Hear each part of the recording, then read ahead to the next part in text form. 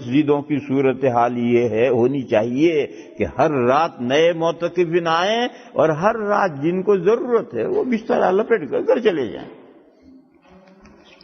اور رمضان کی ہر رات میں اعتکاف کرنے والوں کا مجمع بڑھنا چاہیے۔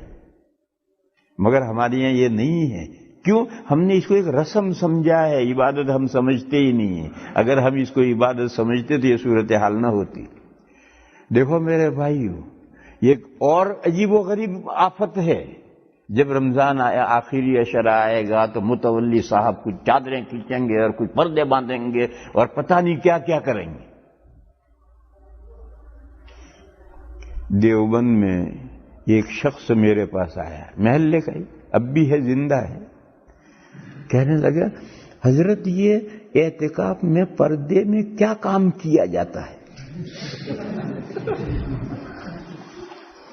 یہ اعتکاف میں جو پردے باندھتے ہیں تو اس پردے میں چھپ کر کیا کام کیا جاتا ہے؟ میں نے کہا سویا جاتا ہے۔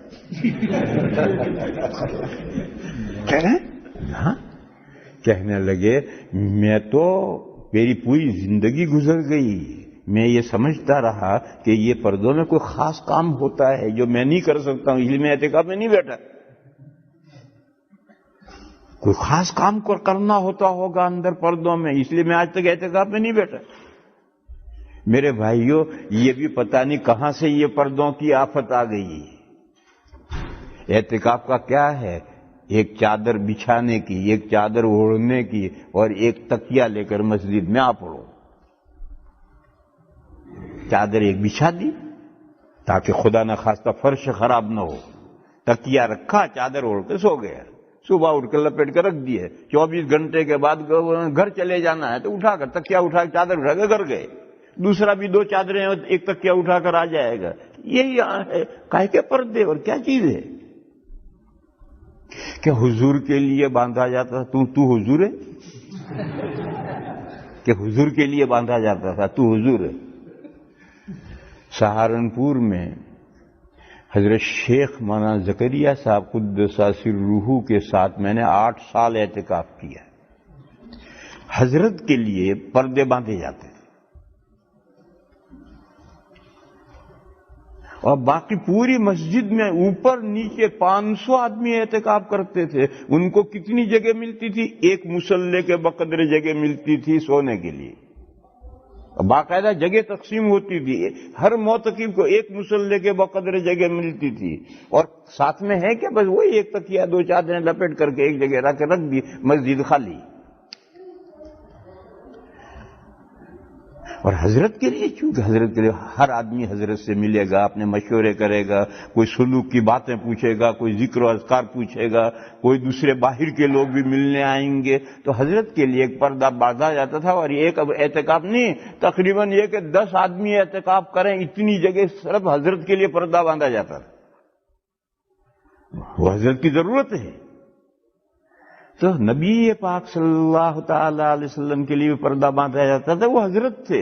اور آج بھی کوئی مسجد میں حضرت ہے تو باندھو اس کے لیے الگ، تاکہ اس کو کسی سے بات کرنی ہے، کسی کو ذکر کی تعلیم دینی ہے، کسی کو اس سے مشورہ کرنا ہے، تو دوسرے مسجد میں جو معتکفین ہیں ان کو ڈسٹرب نہ ہو، اپنے کاموں میں لگے رہیں، یہ اپنے آدمیوں کو سنبھالتا رہے۔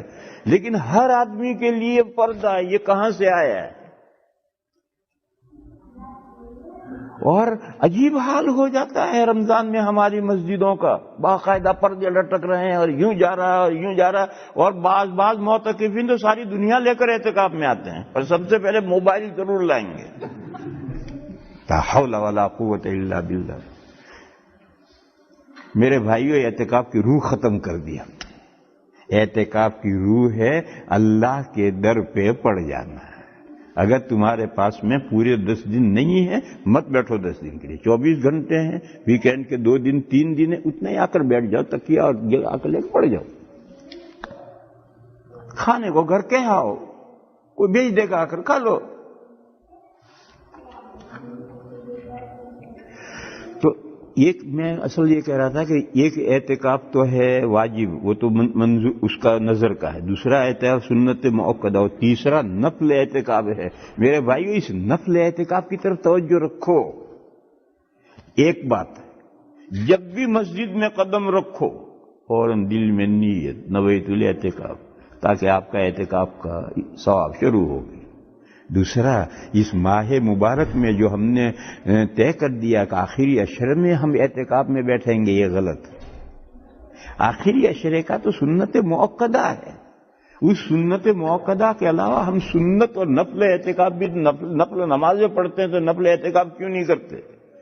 مسجدوں میں چاہیے کہ رمضان کی پہلی تاریخ سے کوئی نہ کوئی 2-4 بندے اعتکاف میں بیٹھے ہونے چاہیے، اور جس کو جتنی دیر فرصت بیٹھ گئے، فرصت کل منڈے ہے، یہ کام میں جانا ہے تو سنڈے کی شام کو چلا جائے، یا منڈے کی سحری کر کے چلا جائے، جتنا موقع ہے اتنا آ کر کے بیٹھو۔ یہ سلسلہ اگر ہو تو ہماری مسجدیں رمضانوں میں کتنی آباد ہو جائیں۔ اور اصل سب سے بڑا یہ ہے کہ اعتکاف کے لیے کوئی ہنگامہ نہیں چاہیے۔ یہ جو ہماری مسجدوں میں اعتکاف کا ہنگامہ ہوتا ہے اور دنیا بھر کا ساز و سامان لے کر آدمی اعتکاف میں آتا ہے، یہ سب غلط ہے۔ اگر تجھے موبائل کرتے رہنے پھر گھر بیٹھ، اللہ کے گھر میں آنے کی کیا ضرورت ہے، گھر ہی بیٹھ۔ اور اگر اللہ کے دروازے پر پڑا ہے تو اپنا موبائل اپنے دروازے پر ڈال کر آ۔ اگر تو 10 دن نہیں بیٹھ سکتا، 5 دن بیٹھ، 2 دن بیٹھ، 1 دن بیٹھ، آدھا دن بیٹھ، لیکن بیٹھ تو ایسا اللہ کے دروازے پر پڑ جا کر کہ اسے دنیا اور مافیا کی خبر نہ ہو، وہ اللہ ہی کا ہو کر رہ جائے۔ جتنی دیر عبادت کر سکتا ہے عبادت کر، اور تھک جائے تو پڑھ کے سو جا۔ سونے میں کوئی حرج نہیں، وہ سونا بھی عبادت ہے۔ لیکن بیدار ہوا، اب بات نہیں ہے، اب اللہ کے دروازے پر پڑا ہے اور ایرے غیرے سے باتیں کر رہا ہے۔ ارے پھر دروازے پر اللہ کے پڑا ہے اور ایرے غیرے سے باتیں کر رہا ہے، یہ کیا بات ہے؟ اللہ کے دروازے پر پڑا ہے، اللہ سے باتیں کر، نفلیں پڑھ، تسبیح پڑھ، قرآن پڑھ، لگا رہے۔ تو یہ 3 سوال تھے، ان میں سے ایک سوال اعتکاف کا جو تھا، اس کے تعلق سے جو چند باتیں سمجھ میں آئی میرے، وہ میں نے آپ حضرات کی خدمت میں عرض کی۔